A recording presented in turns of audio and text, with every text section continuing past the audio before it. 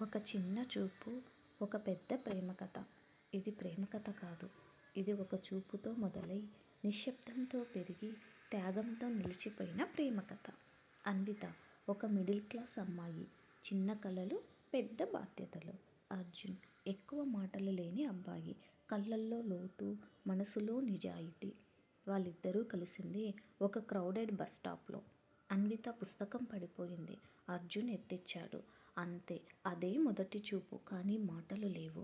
ప్రతిరోజు అదే bus stop, అదే టైం, అదే నిశ్శబ్దం. కానీ ఆ నిశ్శబ్దంలోనే చాలా మాటలు జరిగేవి. అర్జున్ చూపులో కేర్, అన్విత నవ్వులో కంఫర్ట్. వాళ్ళిద్దరికీ తెలుసు, ఇది స్నేహం కాదు, ఇది అలవాటు కాదు, ఇది ప్రేమ. ఒకరోజు అన్విత రాలేదు. 2 రోజులు, 3 రోజులు.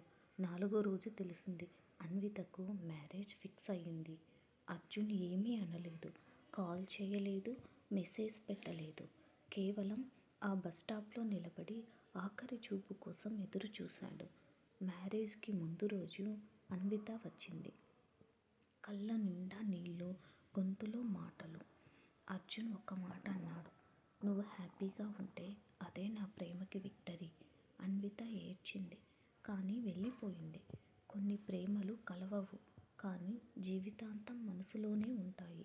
అర్జున్ ఇప్పటికీ అదే బస్ స్టాప్ దాటుతుంటే ఒకసారి ఆగి నిశ్శబ్దంగా నవ్వుతాడు. ఎందుకంటే నిజమైన ప్రేమకు గుర్తు కలవడం కాదు, గుర్తుండిపోవడం.